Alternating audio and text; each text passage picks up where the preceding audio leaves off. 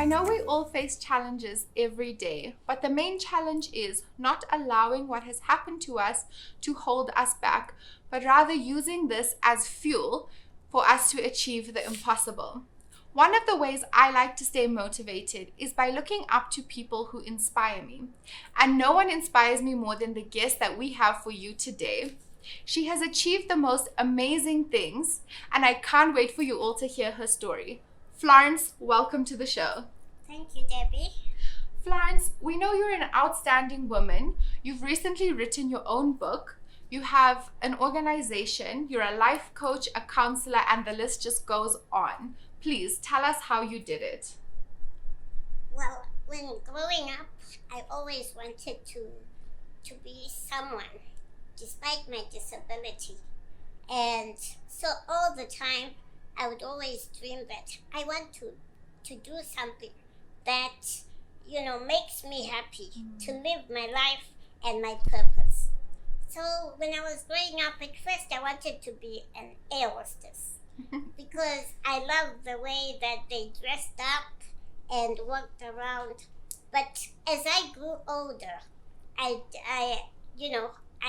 began to understand that, with my disability, I can't become an air hostess. How will I carry the trays and how will I walk around? And that made me become more self-aware that, certain things, I cannot do them. Yeah. But let me do the things that I'm able to do to the best of my abilities.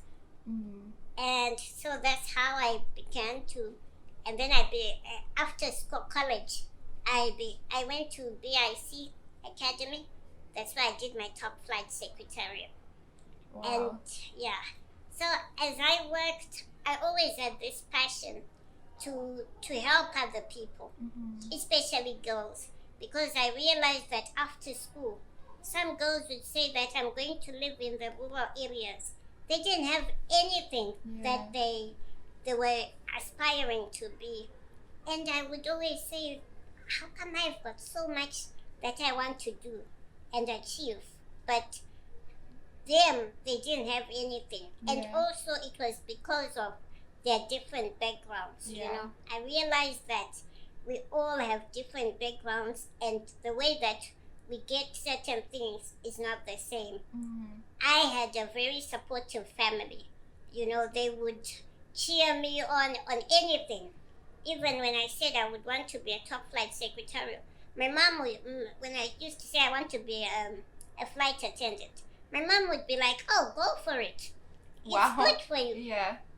And, they wouldn't really say, you can't do that. You know that you walk on crutches and all that. They would just encourage me. Yeah.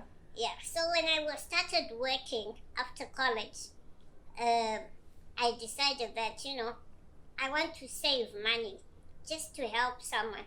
And opening the trust, I did it with my personal finances because I didn't want, I wanted something that I'll look back on and say, I achieved this on my own. Wow, that's so inspiring. And it's really amazing to see that you didn't allow anything to hold you back. You didn't let anyone tell you what your limitations were. You just proved everyone wrong and just achieved the impossible.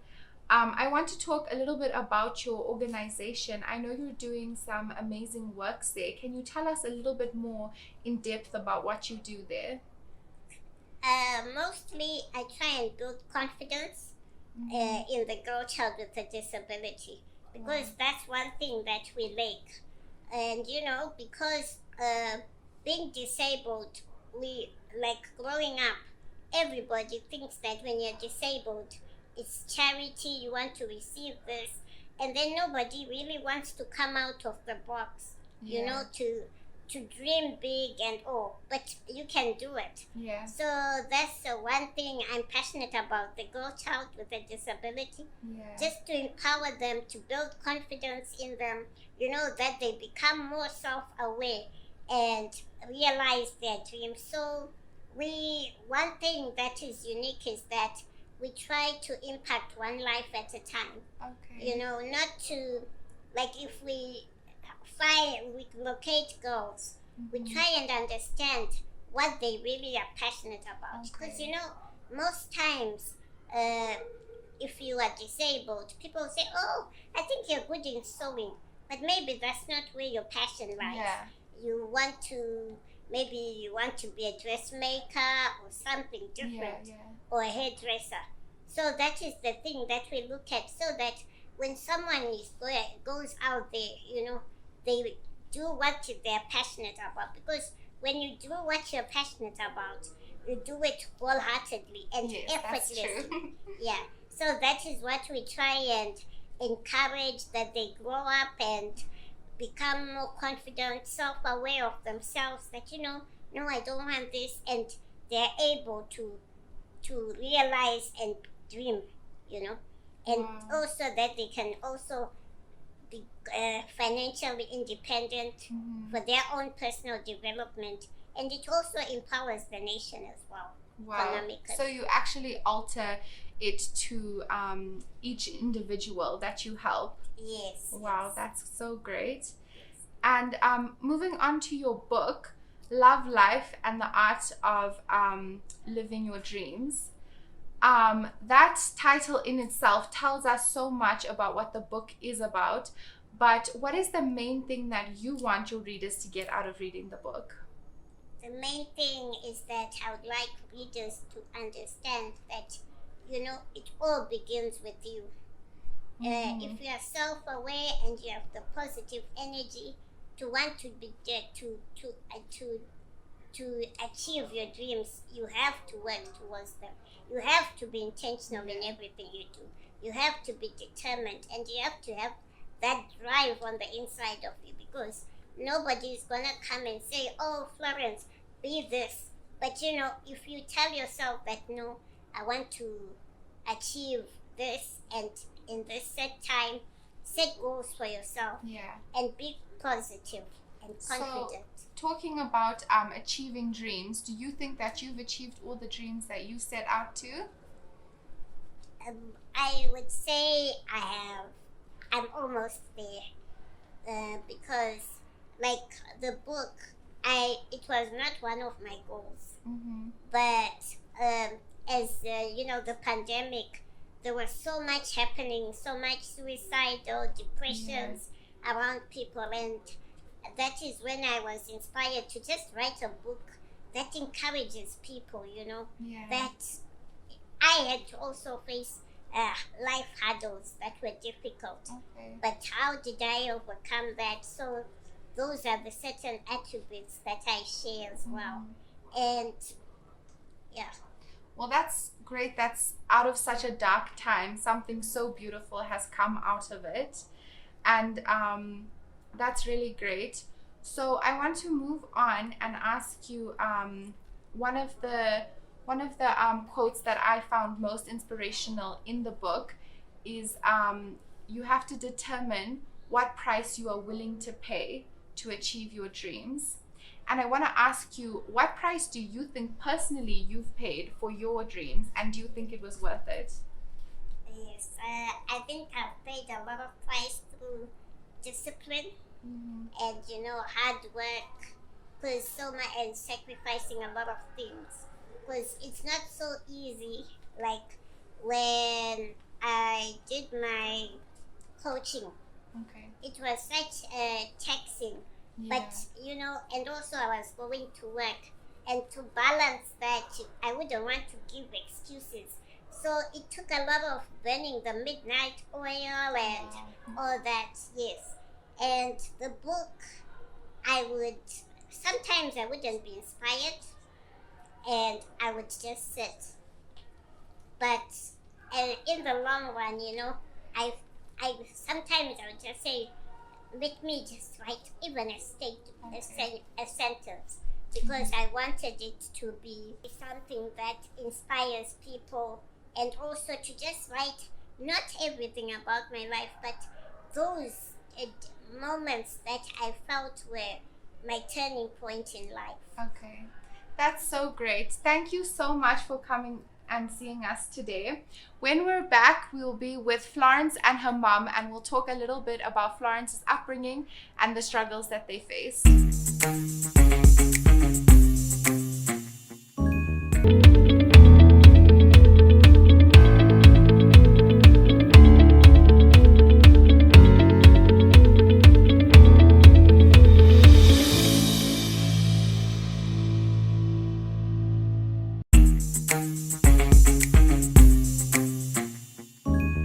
we're back with Florence and her mom, Gladys.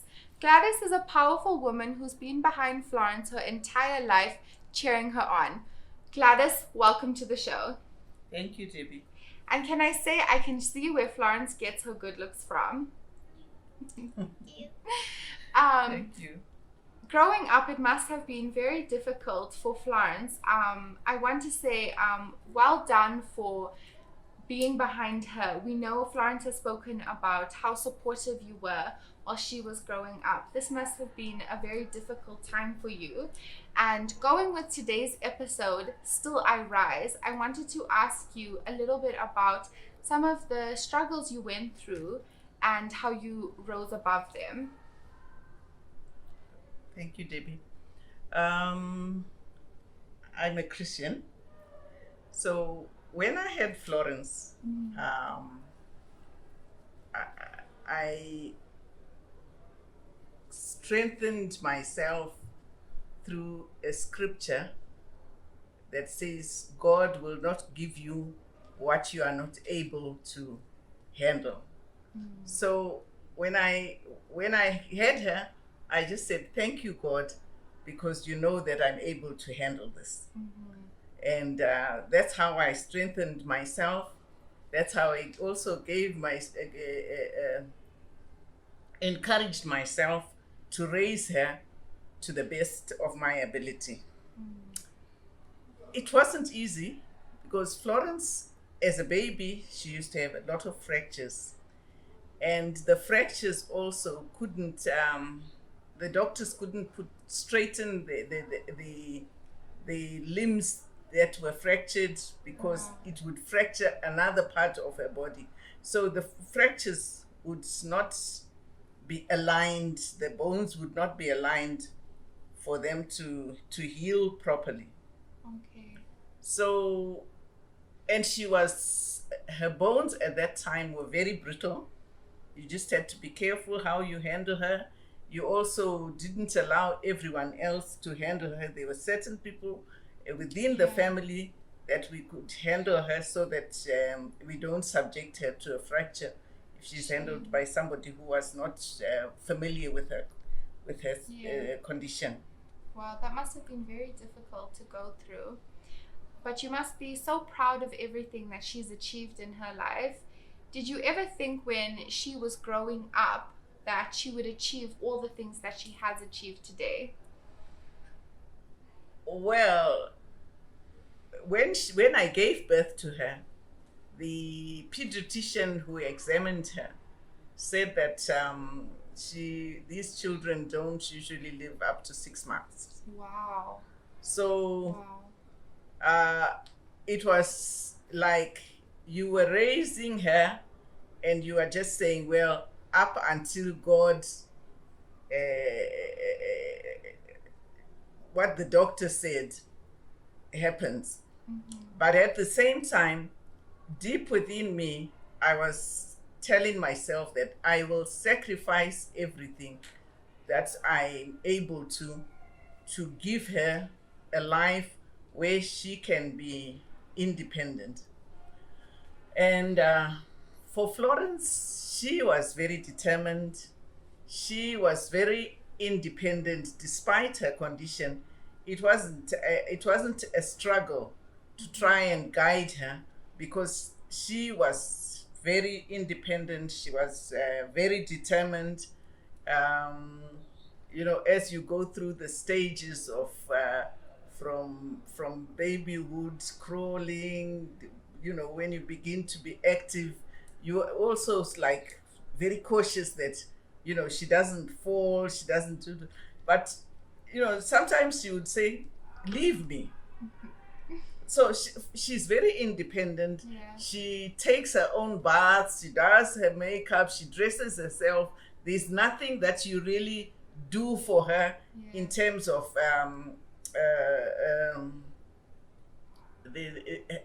you know, the everyday things that we need to do as individuals. So, and also, by God's grace, I was working for an organization that was health related. I was working for the Ministry of Health. Yeah. So it's made it very easy for me to have access to doctors, to have access, and also to when she needed to be hospitalized, because initially when she was started her primary education, she had a lot of she needed to be hospitalized if she had fractures, because instead of putting a plaster of Paris, they would put her on traction. And for you being on traction, it's like your leg is strapped to some weights on the bed. Oh, wow. So she had to be in hospital. Shame. That must have been so difficult to go through. And especially trying to balance your own personal life as well as your career. How did you manage to find a balance between everything that you were dealing with? Well, the balance, maybe it was my focus more was on my work, because that's where the resources to look after her came from. Yeah. And also to try and give the best attention to her and to motivate her. It's like, when she was saying, she said she wanted to be an air hostess. You don't want to put to say anything that would discourage her or that would make her focus on her disability. And that's the reason why we were saying, oh yes, go for it. Of course, I knew that it wasn't possible, but I thought that, well, as she grows up, she would be able to know and to learn her and her limitations. Yeah. So that's Florence growing up. And I remember one time she had a toothache, and I said, okay, let me make an appointment for you to the dentist, and and she said to me, Mom, I said, I just recommend which dentist I need to go and see. I'm old enough to make my own appointments. I'm old enough to go myself to the doctor. And from that day, we've parted ways. When there's unless it's an emergency. Yeah. Otherwise, she makes her own appointments to the doctor. She makes her own way to the doctor and does everything for herself. So, despite her disability, she's not really a person who anyone would say she is a burden. Yeah. Yeah. Well, it's really incredible to see where she's come from and everything that she's achieved today. What are some of the words of wisdom that you can give to other mothers that are maybe dealing with something similar in their own lives? First of all, is to accept your child, love your child, invest in the child, because sometimes a lot of people, they are ashamed that they've got a disabled child. They want to try and hide the child, and they also feel that, well, there's nothing that this child is able to do. Yeah. But invest in the child, because God has given that person a degree of potential, and that you as a parent might not be able to see at that very young age. Yeah. It looks like you've done an incredible job by encouraging her, and it just shows by everything that she's managed to achieve in life. It's honestly such an inspiration. everything that you've done and the way you've brought her up is honestly, truly amazing. And I know a lot of other mothers watching this today have been inspired to do everything that they can to support their child. Thank you guys so much for joining us today. It's an incredible story that we've heard, and I know a lot of our audience members at home have been moved by this. Thank you so much for joining us. Thank you, Debbie. Thank you so much, everyone, for watching our show. This is the end of our first episode, and this is Woman Today, and I'm Dear Muziel.